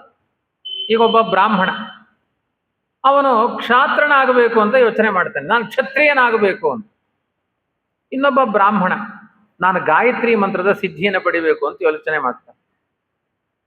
ಬ್ರಾಹ್ಮಣನಾಗಿ ಕ್ಷತ್ರಿಯನಾಗಬೇಕು ಅಂತ ಚೆನ್ನಾಗಿ ಕ್ಷಾತ್ರ ಧರ್ಮಗಳನ್ನು ಅಧ್ಯಯನ ಮಾಡ್ತಾನೆ, ಒಂದೂ ತಪ್ಪಿಲ್ಲದೆ ಅಧ್ಯಯನ ಮಾಡ್ತಾನೆ. ಬ್ರಾಹ್ಮಣನಾಗಿರ್ಬೇಕು ಅಂತ ಇವನು ಚೆನ್ನಾಗಿ ಗಾಯತ್ರಿಯನ್ನು ಅಧ್ಯಯನ ಮಾಡಬೇಕು, ಸ್ವಲ್ಪ ಆಚೆ ಈಚೆ ಮಾಡ್ತಾನೆ, ಆದರೂ ಗಾಯತ್ರಿಯನ್ನು ಅಧ್ಯಯನ ಮಾಡ್ತಾನೆ. ಬ್ರಾಹ್ಮಣ ಧರ್ಮದಲ್ಲೇ ಆಸಕ್ತನಾದವನಲ್ಲಿ ಸ್ವಲ್ಪ ದೋಷಗಳಿದೆ. ಬ್ರಾಹ್ಮಣನಾಗಿ ಕ್ಷತ್ರಿಯ ಧರ್ಮದಲ್ಲಿ ಆಸಕ್ತನಾದವನಲ್ಲಿ ಯಾವುದೇ ದೋಷಗಳಿಲ್ಲ. ಇಬ್ಬರಲ್ಲಿ ಯಾರಿಗೆ ಮಾರ್ಕ್ ಹಾಕ್ತಿ ಅಂತ ದೇವರ ಹತ್ರ ಕೇಳಿ. ದೇವರು ಹೇಳ್ತಾನೆ, ತುಂಬಾ ಚೆನ್ನಾಗಿ ಕ್ಷತ್ರಿಯ ಧರ್ಮವನ್ನ ಅನುಷ್ಠಾನ ಮಾಡಿದ ಬ್ರಾಹ್ಮಣನಿಗೆ 0 ಮಾರ್ಕ್ ಹಾಕ್ತೇನೆ. ಸ್ವಲ್ಪ ಸ್ವಲ್ಪ ಅಪರಾಧ ಮಾಡಿಕೊಂಡು ಬ್ರಾಹ್ಮಣ ಧರ್ಮವನ್ನು ಅನುಷ್ಠಾನ ಮಾಡಿದ ಬ್ರಾಹ್ಮಣನಿಗೆ 100 ಮಾರ್ಕ್ ಹಾಕ್ತೀನಿ ಅಂತ ದೇವ್ರು. ಯಾಕೆ? ಅವನು ತನ್ನ ಸ್ವಧರ್ಮದಲ್ಲಿದ್ದಾನೆ, ಅವನ ಮಾಡಬೇಕಾದ ಕರ್ತವ್ಯದಲ್ಲೇ ಅವನಿದ್ದಾನೆ, ಅದನ್ನು ಬಿಟ್ಟು ಹೋಗಿಲ್ಲ. ಇವನೇನ್ ಮಾಡಿದ್ದಾನೆ? ಫುಲ್ಲು ಜಂಪ್ ಮಾಡಿದ್ದಾನೆ. ಇವನು ಮಾಡಿದ ಧರ್ಮ ಅಧರ್ಮವೇ ಆಗುತ್ತೆ. ಅದು ಹೇಗಿದೆ ಅಂದ್ರೆ, ಕೆಲವರು ಫೋನ್ ಮಾಡಿ ಕೇಳ್ತಾರೆ, ಆಚಾರ್ಯ ಇವತ್ತು ಏಕಾದಶಿ ತಿಥಿ, ನಮಗೆ ಶುಗರ್ ಇದೆ, ಫಲಾರ ಮಾಡಬೇಕಾಗಿದೆ, ಪರಿಷೇಕ ಮಾಡಬೇಕಾ ಬೇಡವಾ ಅಂತ. ಅಲ್ಲರಿ, ಏಕಾದಶಿ ಫಲಾರ ಮಾಡೋದೇ ಅಪರಾಧ ಅಂತ ನಾವು ಪ್ರವಚನದಲ್ಲಿ ಹೇಳ್ತಾ ಇರ್ತೀವಿ. ಅಲ್ಲ, ಏನ್ ತಿನ್ನಬೇಕಾದ್ರೂ ಪರಿಷೇಕ ಮಾಡಬೇಕು ಅಂತ ಹೇಳಿದಿರಲ್ಲ, ಪ್ರಾಣಾಹುತಿ ತಗೊಳ್ಳಿಕ್ ಬರುತ್ತೋ ಇಲ್ವಾ ಏಕಾದಶಿ ದಿವಸ ಅಂತ ಪ್ರಶ್ನೆ. ನೀವು ಹಾರಿದ್ದೇ ಅಪರಾಧಕ್ಕೆ, ಅದರಲ್ಲೇನು ಪರಿಷೇಕ ಅನ್ನುವ ಧರ್ಮ? ಇದು ಕ್ಷಾತ್ರ ಧರ್ಮ. ಬ್ರಾಹ್ಮಣ್ಯ ಧರ್ಮದಿಂದ ಹಾರಿ ಆದಮೇಲೆ ಅಲ್ಲಿ ನಾನು ಬಹಳ ಪ್ರಾಮಾಣಿಕವಾಗಿರ್ತೀನಿ, ಅದೇನ್ ಪ್ರಾಮಾಣಿಕತನ? ಮಾಡಿದ್ದೇ ಅನ್ಯಾಯ ಅಂದಮೇಲೆ ಅದರಲ್ಲೇನು ಪ್ರಾಮಾಣಿಕತನ? ಕಳ್ತನ ಮಾಡಿದ ಮೇಲೆ ಆ ದುಡ್ಡನ್ನು ನಾನು ಪ್ರಾಮಾಣಿಕವಾಗಿ ವಿನಿಯೋಗ ಮಾಡ್ತೀನಿ ಅನ್ನೋದು. 1 ಲಕ್ಷ ಕದ್ದು ಬಿಡುವುದು, ಆ ಹಣಕ್ಕೆ ನಾನು ಪ್ರಾಮಾಣಿಕವಾಗಿ ವಿನಿಯೋಗ ಮಾಡ್ತೀನಿ ಅನ್ನೋದು. ಅಥವಾ ಬೆಂಗಳೂರಿನಲ್ಲಿ ಒಂದು ನಡೀತಾ ಇರುತ್ತೆ, ಯಾರು ಹೂವಿನ ಗಿಡ ಹಾಕುವ ಹಾಗೆ ಇಲ್ಲ. ಪಕ್ಕದ ಮನೆ ಕಾಂಪೌಂಡಿಗೆ ಹೋಯ್ತು ಅಂದ್ರೆ ಮರುದಿನ ಆ ಹೂವಿಲ್ಲ. ನಮ್ಮನೆ ಗೊಬ್ಬರ ನೀರು, ಪಕ್ಕದ ಮನೆಯವರ ದೇವರಿಗೆ ಪೂಜೆಗೆ. ಅದು ಕದ್ದು ತಂದ ಹೂವು ದೇವರಿಗೆ ಭಕ್ತಿಯಿಂದ ಅರ್ಪಣೆ ಮಾಡೋದು. ಅಚ್ಯುತಾಯ ನಮಃ, ಅನಂತಾಯ ನಮಃ, ಪುಷ್ಪಾರ್ಚನೆ ದೇವರಿಗೆ. ಹೂವು ಯಾವುದು? ಕದ್ದು ತಂದದ್ದು. ಅದರಿಂದ ದೇವರು ಫಲ ಕೊಡ್ತಾನ? ಆದ್ರಿಂದ ಮೊದಲು ನಿನ್ನ ಧರ್ಮದಲ್ಲಿ ನೀನು ನಿಲ್ಲು, ಸ್ವಧರ್ಮವನ್ನ ಅನುಷ್ಠಾನ ಮಾಡು. ಅದರಲ್ಲಿ ವಿಗುಣ, ಸ್ವಲ್ಪ ಧರ್ಮಗಳು ಕಡಿಮೆ ಇದ್ರು, ಅಲ್ಲಿ ಅಂಗಗಳು ಊನತೆ ಇದ್ರೂ ಕೂಡ ಕ್ಷಮೆ ಇದೆ. ನೀನು ನಿನ್ನ ಧರ್ಮವನ್ನೇ ಉಲ್ಲಂಘನೆ ಮಾಡಿ ಅಲ್ಲಿ ನಾನು ಪ್ರಾಮಾಣಿಕವಾಗಿರ್ತೀನಿ ಅಂದ್ರೆ ಕ್ಷಮೆ ಇಲ್ಲ. ಈಗ ನೀನು ಕ್ಷತ್ರಿಯ, ನೀನು ಸನ್ಯಾಸಿಯಾಗಿ ಕಾಡಿಗೆ ಹೋಗ್ತೇನೆ ಅಂತ ಯೋಚನೆ ಮಾಡ್ತಾ ಇದ್ದಿ, ಇದು ದೊಡ್ಡ ಅಪರಾಧ. ಹಾಗೆ ನೀನು ಮಾಡಬೇಡ. ನೀನು ಕ್ಷತ್ರಿಯೋಚಿತವಾದ ಕರ್ಮಗಳನ್ನೇ ಮಾಡು. ಮಾಡೋದ್ರ ಸ್ವಲ್ಪ ಉದಾಸೀನ ಆಯ್ತಾ, ಕ್ಷಮಿಸ್ತೀನಿ, ಪರವಾಗಿಲ್ಲ. ಇದು ದೇವರು ಹೇಳುವ ಮಾತು. ಶ್ರೇಯಾನ್ ಸ್ವಧರ್ಮೋ ವಿಗುಣ. ವಿಗುಣ ಅಂದ್ರೇನು? ಸ್ವಲ್ಪ ಗುಣ ಕಡಿಮೆ ಇದೆ, ಸ್ವಧರ್ಮ ಆಗಿದೆ, ಶ್ರೇಯಾನ್, ಅದು ಒಳ್ಳೆಯದು. ಪರಧರ್ಮೋ ಭಯಾವಹ. ನನ್ನ ಧರ್ಮ ಮಾಡ್ತಾ ಇಲ್ಲ, ಇನ್ನೊಂದು ಧರ್ಮಕ್ಕೆ ಕಾಲಿಟ್ಟಿದ್ದೇನೆ ಅಂದ್ರೆ ಅದು ತುಂಬಾ ಭಯಾನಕವಾದದ್ದು, ಅದು ಒಳ್ಳೆಯದಲ್ಲ. ಸ್ವಧರ್ಮೇ ನಿಧನಂ ಶ್ರೇಯ, ಪರಧರ್ಮೋ ಭಯಾವಹ. ಪರಧರ್ಮ ಸ್ವನುಷ್ಠಿತ. ತುಂಬಾ ಚೆನ್ನಾಗಿ ಪರಧರ್ಮವನ್ನು ಅನುಷ್ಠಾನ ಮಾಡಿದ್ರು, ಸ್ವಧರ್ಮದಲ್ಲಿ ಸ್ವಲ್ಪ ದೋಷಗಳಿದ್ರು, ಸ್ವಧರ್ಮವೇ ಶ್ರೇಷ್ಠ, ಪರಧರ್ಮವೂ ಶ್ರೇಷ್ಠ ಅಲ್ಲ. ಆದ್ರಿಂದ ಕ್ಷತ್ರಿಯರಾದವರು ಕ್ಷತ್ರಿಯೋಚಿತವಾದ ಕರ್ಮಗಳನ್ನೇ ಮಾಡಬೇಕು, ಬ್ರಾಹ್ಮಣರಾದವರು ಬ್ರಾಹ್ಮಣೋಚಿತವಾದ ಕರ್ಮಗಳನ್ನೇ ಮಾಡಬೇಕು. ಸ್ವವಿಹಿತ ವೃತ್ಯ ಭಕ್ತ್ಯ ಭಗವದಾರಾಧನವೇವ ಪರಮೋ ಧರ್ಮ. ತನಗೆ ವಿಹಿತವಾದ ಕರ್ತವ್ಯಗಳನ್ನು ಪ್ರಾಮಾಣಿಕವಾಗಿ ಮಾಡಿಕೊಂಡು ಹೋಗುವುದೇ ದೊಡ್ಡ ಧರ್ಮ. ಅರ್ಜುನ ಕೇಳ್ತಾನೆ, ತುಂಬಾ ಚೆನ್ನಾಗಿದೆ ನಿನ್ನ ಉಪದೇಶ, ಕೇಳ್ತಾ ಇದ್ರೆ ಮಾಡಬೇಕು ಅಂತ ಅನಿಸುತ್ತೆ, ಮಾಡ್ಲಿಕ್ಕೆ ಮನಸ್ಸಾಗಲ್ಲ ಯಾಕೆ ಅಂತ ಕೇಳ್ತಾನೆ. ನಮ್ದೇ ಪ್ರಾಬ್ಲಮ್, ಅದನ್ನೇ ಮುಂದಿಟ್ಟು ಕೇಳ್ತಾನೆ. ನೀವು ಹೇಳಿದ್ದೆಲ್ಲ ಸರಿ, ಪುರಾಣ ಮುಗಿಯೋ ತನಕ ಅದನ್ನು ಮಾಡೋಣ ಅಂತ ಅನಿಸುತ್ತೆ, ಮನೆಗೆ ಹೋದ್ಮೇಲೆ ಎಲ್ಲ ಮರ್ತೋಗುತ್ತೆ ಅಂತ ಅವನ ಪ್ರಾಬ್ಲಮ್. ಅಥಕೇನ ಪ್ರಯುಕ್ತೋಯಂ ಪಾಪಂ ಚರತಿ ಪುರುಷಃ ಅನಿಚ್ಛನ್ನಪಿ ವಾರ್ಷ್ಣೇಯ ಬಲಾದಿವ ನಿಯೋಜಿತ. ಯಾರೋ ಒಂದಷ್ಟು ಜನ ಎಳ್ಕೊಂಡು ಹೋಗಿ ನಮ್ಮ ಕೈಲಿ ಪಾಪ ಮಾಡಿಸಿದಂಗೆ ಅನುಭವಕ್ಕೆ ಬರ್ತಾ ಇರುತ್ತೆ. ನಾನು ಎಷ್ಟು ಬಾರಿ ಅನ್ಕೊಳ್ತೇನೆ, ಬೆಳಿಗ್ಗೆ 4 ಗಂಟೆಗೆ ಏಳಬೇಕು, 8 ಗಂಟೆ ತನಕ ಜಪ ಮಾಡಬೇಕು, ಏಳೋದು 8 ಗಂಟೆಗೆ 8:15 ಜಪ ಮುಗಿದು ಹೋಗುತ್ತೆ. ಯಾಕೆ ಹೀಗೆ ಅಂತ ಕೇಳ್ತಿದ್ದಾನ ಅವನು. ಸಂಕಲ್ಪಗಳು ತುಂಬಾ ದೊಡ್ಡ ಪ್ರಮಾಣದಲ್ಲಿ ಮಾಡ್ತೇವೆ, ಅದು ಕೊನೆಗೆ ಅದು ಕಡಿಮೆ ಆಗಿ ಎಲ್ಲೋ ನಿಲ್ಲುತ್ತೆ. ಕೆಲವರು ವಾಗ್ದಾನ ಮಾಡ್ತಾರೆ, ಮನೆಗೆ ಬಂದಾಗ ಹೇಳ್ತಾರೆ, ನನ್ನ ಹೆಸರಲ್ಲಿ ವಾಗ್ದಾನ ಮಾಡ್ತೀನಿ, 400 ರೂಪಾಯಿ ಕೊಡ್ತೀನಿ, ಬರ್ಕೊಳ್ಳಿ ಏನು. ಪಾಪ ಅವ್ರಿಗೆ ಆಶ್ಚರ್ಯ ಆಯ್ತು, ಅವತ್ತಿನ ಕಾಲದ 400 ರೂಪಾಯಿ ಅದು ಬಹಳ ದೊಡ್ಡ ಸೇವೆ ಏನು. ಮನೆಗೆ ಹೋದ್ರು, ಅವ್ರಿಗೆ 400 ರೂಪಾಯಿ ಕೊಡ್ತೀನಿ ಅಂತ ಹೇಳಿಬಿಟ್ನಲ್ಲ. ಮನೆಯವರೆಲ್ಲ ಬೈದ್ರು, ಏನ್ 400 ರೂಪಾಯಿ ಅಂತ ಸಂಕಲ್ಪ ಮಾಡಿಬಿಟ್ಟು. ಇರ್ಲಿ, ಬಂದಾಗ ಆಚಾರ ಬಂದಾಗ ಅಡ್ಜಸ್ಟ್ ಮಾಡ್ತೀನಿ, ಪರವಾಗಿಲ್ಲ. ಬಂದ್ರು ಅವ್ರು, ಆಚಾರ್ಯ ನಾನು 400 ರೂಪಾಯಿ ಕೊಡ್ತೀನಿ ಅಂತ ಹೇಳಿದ್ದಲ್ಲ, ನಾ 400 ಅಲ್ವಾ, ನಾ 100 ರೂಪಾಯಿ ಕೊಡ್ತೀನಿ ಅಂತ ಹೇಳಿದ್ರು, 100 ರೂಪಾಯಿ ಅಂತ ಕೇಳಿ. ಅಯ್ಯೋ, ನಾನು 400 ಅಂತ ಬರ್ಕೊಂಡಿದ್ದಲ್ಲ, ಅದು ನಿಮ್ ತಪ್ಪು ಆಚಾರ್ಯ. 400 ನಾ 100 ಹೆಂಗ್ ಬೇಕಾದ್ರೆ ಪದಚ್ಛೇದ ಮಾಡ್ಬೋದು. ನೋಡಿ, ಮನಸ್ಸು ಕಡಿಮೆ ಆಯ್ತು. ಆಯ್ತು, ಕೊಡುವುದನ್ನ ನಾಳೆ ಕೊಡ್ತೀನಿ ಆಚಾರ್ಯ. ಅದಕ್ಕೂ ನಾಳೆನಾ? ಹೌದಾಚಾರ್ಯ, ನಾಳೆ ಕೊಡ್ತೀನಿ. ನಾಳೆ ಹೋದಾಗ, ಆಚಾರ್ಯ ನಾನು ಹಾಗೆ ಹೇಳಿದ್ದು ಅಲ್ಲ, ಆಮೇಲೆ ವಿಮರ್ಶೆ ಮಾಡಿದೆ, 100 ರೂಪಾಯಿ ಕೊಡುವ ಅಭಿಪ್ರಾಯ ನನಗಿಲ್ಲ, 400 ಅಂತ ಹೇಳಿದೆ. ನಾನು ಕೊಡ್ತೇನೆ ಅಂತ ಹೇಳಿದ್ದು, ಅದು 1 ರೂನು ಆಗ್ಬೋದು, 2 ರೂನು ಆಗ್ಬೋದು. ತಗೊಳ್ಳಿ, 10 ರೂಪಾಯಿ ತಗೊಳ್ಳಿ. ಸಂಕಲ್ಪ ಮಾಡಿದ್ದು ಕೊಟ್ಟಿದ್ದು 10 ರೂಪಾಯಿ. ಈ ತರ ಆಗುತ್ತೆ. ಕೃಷ್ಣ ಹೇಳ್ತಾನೆ ಸಂಕಲ್ಪಗಳು ಇಷ್ಟಿಷ್ಟು ಮಾಡಿಬಿಡೋದು. ಅದಕ್ಕೆ ಯಾರು ಸಂಕಲ್ಪ ಮಾಡ್ಲಿಕ್ಕೆ ಹೋಗ್ಬೇಡಿ. ಸಂಕಲ್ಪ ಮಾಡಿ ಆಚರಣೆಯೂ ಮಾಡಿ. ಸುಮ್ಮನೆ ಸಂಕಲ್ಪ ಮಾಡಿ ಬಿಟ್ಬಿಡೋದು. ಅದನ್ನು ಪ್ರಯತ್ನ ಮಾಡಬೇಕು. ಯತತೋಪಿ ಹರೆ, ಪ್ರಯತ್ನ ಮಾಡಿ. ಅದರಲ್ಲಿ ವಿಘ್ನಗಳು ಬಂದಾಗ ಅದಕ್ಕೊಂದು ಫಲ ಕೊಡ್ತಾನೆ ದೇವರು. ನೀವು ಪ್ರಯತ್ನ ಮಾಡಿದ್ದಕ್ಕೂ ಒಂದು ಫಲ ಕೊಡ್ತಾನೆ. ಕೈಯಲ್ಲಿ 1 ಲಕ್ಷ ರೂಪಾಯಿ ಹಿಡ್ಕೊಂಡು ಬ್ಯಾಂಕಲ್ಲಿ ಡೆಪಾಸಿಟ್ ಮಾಡ್ತೀನಿ ಅಂದ್ರೆ ಅದಕ್ಕೇನು ಬಡ್ಡಿ ಕೊಡಲ್ಲ, ಮಾಡಿದ ಮೇಲೆ ಕೊಡೋದು. ಹೀಗೆ ಸುಮ್ಮನೆ ಬ್ಯಾಂಕಿಗೆ ಹೋಗ್ತಾ ಇದ್ದೆ ವಾಪಸ್ ಬಂದ್ಬಿಟ್ಟಿದ್ರೆ ಬಡ್ಡಿ ಇಲ್ಲ, ಹಾಗಲ್ಲ. ಇಲ್ಲಿ ಹಾಗಲ್ಲ. ನಾನು ಇವತ್ತು ಪ್ರವಚನಕ್ಕೆ ಅಂತ ಹೊರಟೆ, ಮನೆಗೆ ಯಾರೋ ನೆಂಟರು ಬಂದ್ರು, ಅನಿವಾರ್ಯವಾಗಿ ಪ್ರವಚನ ತಪ್ಪಿ ಹೋಯ್ತು ಅಂದ್ರೆ ಪ್ರವಚನಕ್ಕೆ ಹೋಗಬೇಕು ಅಂತ 10 ಹೆಜ್ಜೆ ಹಾಕಿದ್ದೀಯಲ್ಲ, ಅದಕ್ಕೊಂದು ಫಲ ಕೊಡ್ತಾನೆ ದೇವರು. ನಾಳೆಯಿಂದ ಹಂಗೆ ಮಾಡಿ. ನಾನಂತೂ ಪ್ರವಚನಕ್ಕಿಲ್ಲ, ಎಂತ ಬೇಕಾದ್ರೆ ಮಾಡಿ. ಆಚಾರ ಹೇಳಿದ್ದಾರೆ, ಪ್ರವಚನಕ್ಕೆ 10 ಹೆಜ್ಜೆ ಹೋಗಿ ಮನೆಗೆ ಹೋದ್ರೂ ಪುಣ್ಯ ಉಂಟಂತೆ, ಯಾಕೆ ಹೋಗ್ಬೇಕು? ಅಂದ್ರೆ ಏನು?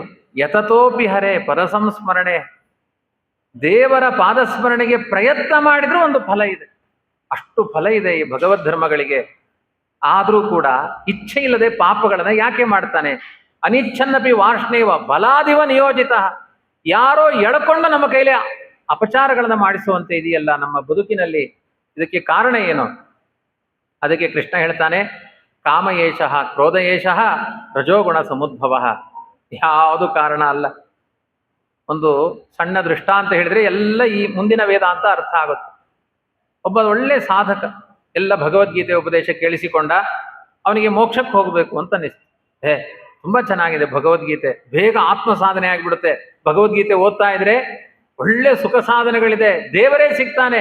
ಅವನು ಸಿಕ್ಕಿದ್ರೆ ನಮಗೆ ಇನ್ಯಾವ ಕೊರತೆಗಳೇ ಇಲ್ಲ. ಜಗನ್ನಿಯಾಮಕನೇ ನಮಗೆ ಸಿಕ್ಕಿಬಿಟ್ರೆ, ಜಗನ್ನಾಥನ ವಶ ಆಗಿಬಿಟ್ರೆ ನಮ್ಮ ಸುಖ ಏನು? ಸಂಕಲ್ಪ ಮಾಡಿದ. ಅನೇಕ ಜನರ ಹತ್ರ ಕೇಳಿದ, ನೀವು ದೇವರನ್ನು ನೋಡಿದಿರಾ, ದೇವರನ್ನು ನೋಡಿದಿರಾ, ನನಗೂ ತೋರಿಸ್ತೀರಾ ಅಂತ ಜಿಜ್ಞಾಸವಾದ. ಎಲ್ಲರೂ ಹೇಳಿದ್ರು, ನಾವು ದೇವರನ್ನು ನೋಡಿಲ್ಲ, ದೆವ್ವನೂ ನೋಡಿಲ್ಲ, ನಾವು ನಿಮ್ ತರನೇ ಅಂತ ಹೇಳಿದ್ರು. ಇಲ್ಲಿ ಬರುವ ಆಚಾರ ಹತ್ರ ಕೇಳಿ, ನೀವು ದೇವರನ್ನು ನೋಡಿದಿರಾ? ದೆವ್ವನೇ ನೋಡಿಲ್ಲ ರೀ, ಕಲಿಯುಗದಲ್ಲಿ ದೇವರನ್ನ ಎಲ್ಲಿ ನೋಡ್ತೇವೆ? ಇಲ್ಲ. ನಮ್ಮ ಗುರುಗಳ ಹತ್ರ ನಾನು ಕೇಳಿದ್ದೆ, ಸ್ವಾಮಿ ನೀವು ದೇವರನ್ನು ನೋಡಿದಿರಾ ಅಂತ. ದೇವರನ್ನು ನೋಡಿಲ್ಲ, ದೇವರನ್ನ ಅನುಭವಿಸ್ತಾ ಇದ್ದೀನಿ ಅಂತ ಹೇಳಿದ್ರು ಅಷ್ಟೇ ಅವರು.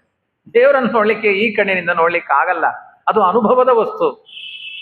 ತುಂಬಾ ಜನ ಹಾಗೆ ಹೇಳಿದ್ರು, ಅವ್ನಿಗೆ ಸಮಾಧಾನ ಆಗ್ಲಿಲ್ಲ. ನೋಡಿದವರೇ ಬೇಕು ಅಂತ ಹಠಕ್ಕೆ ಕೂತ. ಆ ಊರಿನಲ್ಲಿ ಒಂದು ಬಾರಿ ಚಾತುರ್ಮಾಸ್ಯ ಕಾಲದಲ್ಲಿ ಒಬ್ರು ಸನ್ಯಾಸಿಗಳು ಬಂದು ಹೇಳಿದ್ರು, ನೋಡು ನೀನ್ ಎಲ್ಲಾರ ಹತ್ರ ಪ್ರಶ್ನೆ ಕೇಳ್ತಾ ಇದೆಯಲ್ಲ, ಈಗ ಆ ಸನ್ಯಾಸಿಗಳ ಹತ್ರ ಹೋಗೋ, ಅವ್ರು ದೇವರನ್ನು ನೋಡಿದ್ದಾರೆ. ಭಾರಿ ಖುಷಿ. ಒಂದು ಬೆಟ್ಟದ ಮೇಲೆ ಒಂದು ದೇವಸ್ಥಾನ, ಅದರಲ್ಲಿ ಸನ್ಯಾಸ ಚಾತುರ್ಮಾಸ್ಯ ವ್ರತ ಸನ್ಯಾಸಿಗಳಿದ್ದಾರೆ. ಅವ್ರ ಹತ್ರ ಓಡಿಕೊಂಡು ಹೋಗಿ ಕೇಳಿದ, ಗುರುಗಳೇ ನೀವು ದೇವರನ್ನು ನೋಡಿದ್ದೀರಾ? ಅವ್ರು ಹೇಳಿದ್ರು, ಶಿಷ್ಯನೇ ಹಾಗೆ ಕೇಳಬೇಡ, ದೇವರನ್ನು ನೋಡಿದ್ದೀರಾ ಅಂತ ಕೇಳಬಾರದು. ದೇವರನ್ನು ನೋಡ್ತಾ ಇದ್ದೇನೆ, ಪ್ರೆಸೆಂಟ್ ಕಂಟಿನ್ಯೂಯಸ್ ಟೆನ್ಸ್. ನಾನು ಮಲಗುವುದು ದೇವರ ಜೊತೆಗೆ, ಊಟ ಮಾಡುವುದು ದೇವರ ಜೊತೆಗೆ, ವಾಕಿಂಗ್ ಮಾಡುವುದು ದೇವರ ಜೊತೆಗೆ. ಅವನು ಬಿಟ್ಟು ನನಗೆ ಯಾವ ವ್ಯಾಪಾರ ಇಲ್ಲ. ನನ್ನ ಎಚ್ಚರ, ನನ್ನ ನಿದ್ರೆ, ನನ್ನ ಸ್ವಪ್ನ, ಸುಷುಪ್ತಿ, ಎಲ್ಲಾ ಅವಸ್ಥೆಗಳಲ್ಲೂ ಅವನೇ ನನಗೆ ಫ್ರೆಂಡ್, ಅವನೇ ನನಗೆ ಸ್ನೇಹಿತ, ಅವನ ಜೊತೆಗೆ ನನ್ನ ಒಡನಾಟ. ಬಹಳ ಖುಷಿಯಾಗೋಯ್ತು ಅವನಿಗೆ. ಗುರುಗಳೇ 1000 ಜನಗಳ ಹತ್ರ ಕೇಳಿದ್ದೇನೆ, ಯಾರೂ ದೇವರನ್ನು ನೋಡಿಲ್ಲ ಅಂದ್ರು, ನೀವೊಬ್ಬರೇ ಈ ರೀತಿ ಮಾತನಾಡ್ತಾ ಇರೋದು ಬಹಳ ಖುಷಿ ಆಯ್ತು. ನನಗೂ ದೇವರನ್ನು ತೋರಿಸ್ತೀರಾ? ಅವ್ರು ಹೇಳಿದ್ರು, ನಾನು ತೋರಿಸ್ತೇನೆ, ನಿನಗೂ ತೋರಿಸ್ತೇನೆ. ಹಾಗಾದ್ರೆ ತೋರಿಸಿ. ಒಂದು ಸಣ್ಣ ನಿಯಮ ಇದೆ, ಆ ನಿಯಮವನ್ನ ನಾನು ಅನುಷ್ಠಾನ ಮಾಡಿದ್ದೆ ಮೊದಲು, ನೀನು ಅನುಷ್ಠಾನ ಮಾಡು, ನಿನಗೆ ಆ ದೇವರು ಕಾಣಿಸ್ತಾನೆ. ಆಯ್ತು ಮಾಡ್ತೀನಿ ಎಂದ. 25 ವರ್ಷದ ತರುಣ ಬೆಟ್ಟದಿಂದ ಕೆಳಗೆ ಇಳ್ಕೊಂಡು ಬಂದ್ರು. ಅವನಿಗೆ ಹೇಳಿದ್ರು, ನೋಡಪ್ಪ ಇಲ್ಲಿ ಸಣ್ಣ ಸಣ್ಣ 2 kg 6 ಕಲ್ಲು ಚಪ್ಪಡಿಗಳಿವೆ, ಒಟ್ಟೊಂದು 12 kg ಆಗ್ಬೋದು. ಬೆಟ್ಟ ಹಿಂಗಿದೆ, ಅದನ್ನು ತಲೆ ಮೇಲೆ ಇಟ್ಕೊಂಡು ಬರಬೇಕು. ಒಂದು 15 kg ತೂಕದ ಕಲ್ಲುಗಳನ್ನ ತಲೆ ಮೇಲೆ ಇಟ್ಕೊಂಡು ಬೆಟ್ಟದ ಮೇಲೆ ಬಂದ್ರೆ ಅಲ್ಲಿ ದೇವರು ಕಾಣಿಸ್ತಾನೆ. ಆ ಬೆಟ್ಟ ಹೀಗಿದೆ, 15 kg ತೂಕ ಹಿಡ್ಕೊಂಡು ಅವನಿಗೆ ಆ ಬೆಟ್ಟ ಹತ್ತುವುದು ಬಹಳ ಕಷ್ಟ ಆಗೋಯ್ತು. ಗುರುಗಳೇ ಆಗ್ತಾ ಇಲ್ಲ, ಪ್ರಯತ್ನ ಮಾಡು. ಇಲ್ಲ ಗುರುಗಳೇ ಆಗ್ತಾ ಇಲ್ಲ, ಸಿಕ್ಕಾಪಟ್ಟೆ ಭಾರ ಆಗ್ತಾ ಇದೆ. ಒಂದು ಕಲ್ಲು ಕೆಳಗಡೆ ಇಳಿಸಿದ್ರು, 4 ಹೆಜ್ಜೆ ಮುಂದೋದ, ಮತ್ತೂ ಭಾರ ಆಯ್ತು. ಇನ್ನೊಂದು ಕಲ್ಲು ಕೆಳಗಡೆ ಇಳಿಸಿದ್ರು, 4 ಹೆಜ್ಜೆ ಮುಂದೋದ, ಮತ್ತೂ ಭಾರನೇ ಅದು. ಬೆಟ್ಟ ಹತ್ತಬೇಕಾದ್ರೆ ಎಲ್ಲಾ ಕಲ್ಲು ಕೆಳಗಿಳಿಸಿದ್ರು. ಅಬ್ಬಾ ಮುಗಿತಲ್ಲ ಈ ಉಪದ್ರವ ಅಂತ ಓಡ್ಕೊಂಡು ಹೋದ. ಒಳಗಡೆ ಇದ್ದಾನೆ ದೇವರು ಅಂದ ಗುರುಗಳು, ಓಡ್ಕೊಂಡು ಹೋದ. ಅಲ್ಲಿ ನೋಡಿದ್ರೆ ದೇವರು ಇಲ್ಲ, ದೆವ್ವನೂ ಇಲ್ಲ. ಸಿಟ್ಟು ಬಂತು ಶಿಷ್ಯನಿಗೆ, ಮಹಾಪಾಕಡ ಗುರು, ಇಲ್ಲಿ ದೇವರೇ ಇಲ್ಲ, ಸುಳ್ಳು ಸುಳ್ಳು ಹೇಳ್ತಿದ್ದಾರೆ, ಕಷ್ಟ ಕೊಡ್ತಾ ಇದ್ದಾರೆ, ಹೊಡೆದು ಸಾಯಿಸ್ಬೇಕು ಇವ್ರನ್ನ ಅಂತ ಅನಿಸ್ತು. ಗುರುಗಳೇ ಹೇಳ್ತಾರೆ, ಅವಸರ ಮಾಡಬೇಡ, ನನ್ನ ಮಾತು ಕೇಳಿಸಿಕೋ, ನಿಂಗೆ ದೇವರು ಕಾಣಿಸ್ತಾನೆ. ಬೆಟ್ಟ ತುಂಬಾ ಸಣ್ಣ ಬೆಟ್ಟವೇ, ಏನು ತುಂಬಾ ದೊಡ್ಡ ಬೆಟ್ಟ ಏನಲ್ಲ, ಸಾಮಾನ್ಯ ಕಡಿದಾದ ಬೆಟ್ಟ. ನಿನಗೆ ಟಾಸ್ಕ್ ಕೊಟ್ಟಿದ್ದೇನೋ 6 ಕಲ್ಲನ್ನು ತಲೆ ಮೇಲೆ ಇಟ್ಕೊಂಡು ಹತ್ತಬೇಕು ಅಂತ. ಆಗಲೇ ಇಲ್ಲ ನಿನ್ನಿಂದ. ಒಂದೊಂದೇ ಕಲ್ಲನ್ನು ಕೆಳಗಿಳಿಸಿದಾಗ 4 ಹೆಜ್ಜೆ ಮೂವಾದಿ. ಎಲ್ಲಾ ಕಲ್ಲು ಇಳಿಸಿದ ಮೇಲೆ ಗುರಿ ಮುಟ್ಟಿದೆ. ಹಾಗೆ ನಿನ್ನ ತಲೆಯಲ್ಲಿ ಕಾಮ, ಕ್ರೋಧ, ಲೋಭ, ಮೋಹ, ಮದ, ಮತ್ಸರ ಅಂತ 6 ಕಲ್ಲು ಚಪ್ಪಡಿಗಳನ್ನು ಹೊತ್ಕೊಂಡಿದೆ. ಒಂದೊಂದನ್ನೇ ಇಳಿಸ್ತಾ ಹೋಗು, ದೇವರು ಕಾಣಿಸ್ತಾನೆ ಅಂತ ಪಾಠ ಹೇಳಿದೆ. ಇದನ್ನ ಒಳಗೆ ತುಂಬಿಟ್ಟುಕೊಂಡು, ಕಾಮಕ್ರೋಧಗಳನ್ನ ಒಳಗೆ ತುಂಬಿಟ್ಟುಕೊಂಡು ದೇವರು ಸಿಗಬೇಕು, ದೇವರು ಸಿಗಬೇಕು, ಜಗನ್ನಾಥ ಅಂತ ತಾಳ ತಟ್ಟಿದ್ರೆ ನಮ್ಮ ಒಳಗಡೆ ಅಹಿಂಸಾ, ಜ್ಞಾನ, ಸತ್ಯ, ಧ್ಯಾನ, ತಪಸ್ಸು, ಕ್ರಿಯಾ ಎಲ್ಲ ಪರಿಶುದ್ಧವಾದಾಗ ಅದನ್ನೇ ಮುಂದೆ ಕೃಷ್ಣ ಹೇಳ್ತಾನೆ. 13ನೇ ಅಧ್ಯಾಯದಲ್ಲಿ ಹೇಳ್ತಾನೆ, 16ನೇ ಅಧ್ಯಾಯದಲ್ಲಿ ಹೇಳ್ತಾನೆ, ತ್ರಿವಿಧಂ ನರಕಸ್ಯೇದಂ ದ್ವಾರಂ ನಾಶನಮಾತ್ಮನಃ ಕಾಮಕ್ರೋಧಸ್ತಥಾ ಲೋಭಃ ತಸ್ಮಾದೇತತ್ರಯಂ ತ್ಯಜೇತ್. ಕಾಮಕ್ರೋಧಗಳನ್ನು ಬಿಡಿ. ಮೋಕ್ಷದ್ವಾರ ಮುಚ್ಚಿಕೊಂಡಿರುವುದು ಕಾಮಕ್ರೋಧಗಳಿಂದ. ಇದು ನೀವು ಆಟೋಮೆಟಿಕ್ ರಿಮೋಟ್ ಕಂಟ್ರೋಲ್ ತರ. ಕಾಮಕ್ರೋಧಗಳನ್ನು ಬಿಟ್ರ ಮೋಕ್ಷ ತೆರೆದುಕೊಂಡು ಬಿಡುತ್ತೆ. ನೀವು ಮೊದಲು ಕಾಮಕ್ರೋಧಗಳನ್ನು ಬಿಡಿ. ಕಾಮ ಏಷ ಕ್ರೋಧ ಏಷ ರಜೋಗುಣ ಸಮುದ್ಭವ ಮಹಾಶನೋ ಮಹಾಪಾಪ್ಮ ವಿದ್ಯೇನ ಮಿಹವೈರಿಣಂ. ಭಯಂಕರ ಶತ್ರು ಯಾರು ಅಂದ್ರೆ ಕಾಮ ಕ್ರೋಧಗಳು. ಅದು ಬೆಂಕಿಯಂತೆ, ತುಪ್ಪ ಎಷ್ಟು ಹಾಕಿದ್ರು ಮತ್ತೆ ಬೆಂಕಿ. ಹಾಗೆ ಕಾಮಕ್ರೋಧಗಳು ಎಷ್ಟು ಕೊಟ್ಟರು ಮತ್ತೆ ಬೇಕು ಅನ್ನೋದು. ಧೂಮೇನಾವೃತೇ ವನ್ನಿಹಿ ಯಥಾದರ್ಶೋ ಮಲೇನ ಚ ಯಥೋಲ್ಬೇನಾವೃತೋ ಗರ್ಭ ತಥಾ ತೇನೇದಮಾವೃತಂ. ಬೆಂಕಿ ಇದ್ದಲ್ಲಿ ಹೊಗೆ ಇರುತ್ತೆ, ಗರ್ಭ ಇದ್ದಲ್ಲಿ ಅದಕ್ಕೊಂದು ಚೀಲ ಇರುತ್ತೆ, ಹಾಗೆ ಕನ್ನಡಿ ಇದ್ಮೇಲೆ ಅದಕ್ಕೂ ಮೇಲೆ ಒಂದಷ್ಟು ಧೂಳು ಕೂಡುತ್ತೆ. ಹಾಗೆ ಪ್ರತಿಯೊಬ್ಬ ಜೀವರ ಹೃದಯದಲ್ಲಿ ಕಾಮಕ್ರೋಧಗಳೆಂಬ ಧೂಳು, ಕಾಮಕ್ರೋಧಗಳೆಂಬ ಹೊಗೆ ಸಿಕ್ಕಾಪಟ್ಟೆ ಆಟ ಆಡ್ತಾ ಇದೆ. ಹಾಗಾಗಿ ವೇದಾಂತಗಳು ಯಾವುದು ಕಣ್ಣಿಗೆ ಕಾಣಿಸಲ್ಲ, ಭಗವಂತನ ಚಿಂತನೆಗಳು ಕಾಣಿಸಲ್ಲ. ಆವೃತಂ ಜ್ಞಾನಮಯತೇನ ಜ್ಞಾನಿನೋ ನಿತ್ಯವೈರಿಣ ಕಾಮರೂಪೇಣ ಕೌಂತೆಯ ದುಷ್ಪೂರೇಣ ಅನಲೇನ ಚ. ಭಯಂಕರವಾದ ಬೆಂಕಿ ಇದು, ಕಾಮ ಅನ್ನುವ ಬೆಂಕಿ. ಇಂದ್ರಿಯಾಣಿ ಮನೋಬುದ್ಧಿ ಅಸ್ಯ ಅಧಿಷ್ಠಾನ ಮುಚ್ಚತೆ. ಇಂದ್ರಿಯ, ಮನಸ್ಸು, ಬುದ್ಧಿಗಳು ಈ ಕಾಮಕ್ಕೆ ಅಧಿಷ್ಠಾನ ಆಗಿದೆ. ಯಾರ್ ಏತೈರ್ವಿಮೋಕ್ತ ಕೌಂತೆಯ ಏತೈರ್ವಿಮೋಹಯತ್ತೇಷಃ ಜ್ಞಾನಮಾವೃತ್ಯ ದೇಹಿನಂ ತಸ್ಮಾತ್ರಂ ಇಂದ್ರಿಯಾಣ್ಯಾದೋ ನಿಯಮ್ಯಾರಭತೆರ್ಜುನ ಪಾಪ್ಮಾನಂ ಪ್ರಜಗಿಹ್ಯೇನಂ ಜ್ಞಾನ ವಿಜ್ಞಾನ ನಾಶನಂ.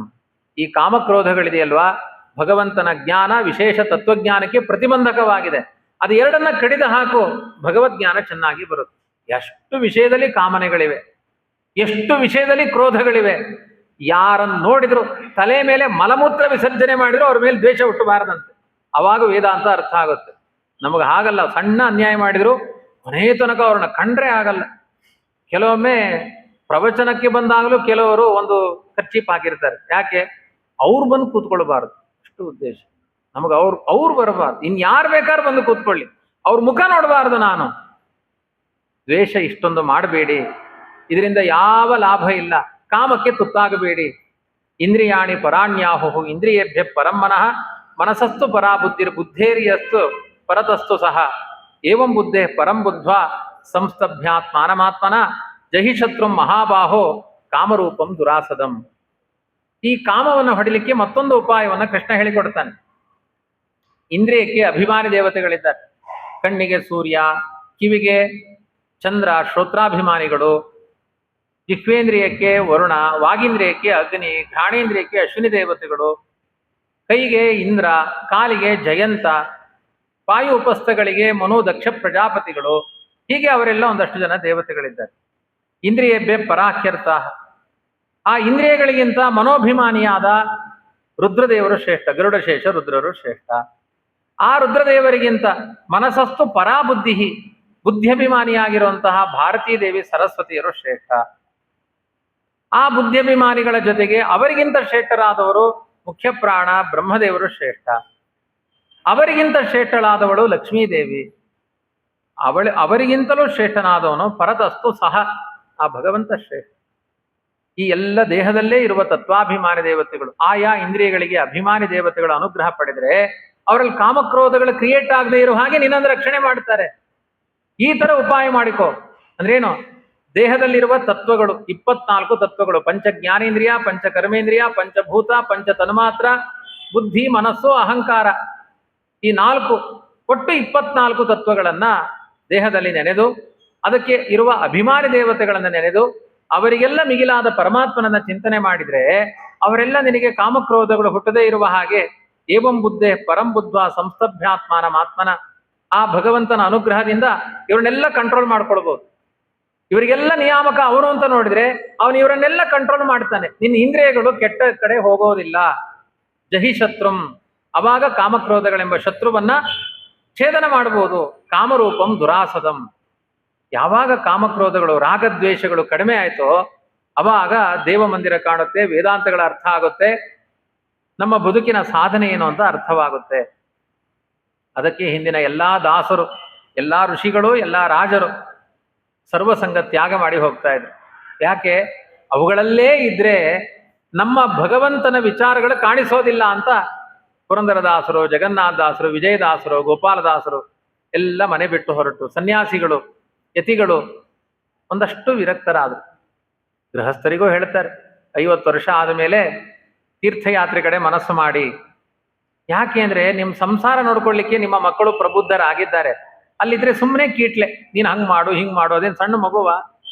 ಅವ್ರ ಸಂಸಾರ ಅವ್ರು ನೋಡ್ಕೊಳ್ತಾರೆ, ನಿಮ್ಮಿಂದ ಉಪದ್ರವವೂ ಇಲ್ಲ, ಪುಣ್ಯ ಸಾಧನೆಯೂ ಆಯ್ತು. ನೀವು ತೀರ್ಥಯಾತ್ರೆಗೆ ಹೋಗ್ತೀರಿ ಅಂದ್ರೆ ಅವ್ರಿಗೂ ಖುಷಿ, ಪರವಾಗಿಲ್ಲ ಅಪ್ಪ ಅಮ್ಮ ಮನೇಲಿರಲ್ಲ ಅಂದ್ರೆ ಸೊಸೆಯೂ ಸಂತೋಷ ಪಡ್ತಾಳೆ, ದುಡ್ಡು ಕೊಡ್ತಾರೆ, ಯಾತ್ರೆಯೂ ಚೆನ್ನಾಗಿ ಆಗುತ್ತೆ, ಪರಲೋಕದ ಸಾಧನೆ ಆಗುತ್ತೆ. 50 ವರ್ಷ ಆದ್ಮೇಲೆ ಮನೇಲಿ ಇರಬೇಡಿ, ಕೊನೆಗೆ ರಾಯರ ಮಠಕ್ಕಾದ್ರೂ ಬನ್ನಿ, 1 ಗಂಟೆ ಆದ್ರೂ ಚೆನ್ನಾಗಿರ್ತಾರೆ ಮನೆಯಲ್ಲಿ, ಎಲ್ಲಾರು ಅವರು ಫ್ರೀ ಆಗಿರ್ತಾರೆ ಅಂತ. ನಿಮಗೆ ಯಾರಿಗೂ ಹೇಳಿದ್ದಲ್ಲ, ಸಹಜವಾಗಿ ಮನುಷ್ಯರು ಯಾರಿಗೂ ಭಾರ ಆಗಬಾರ್ದು.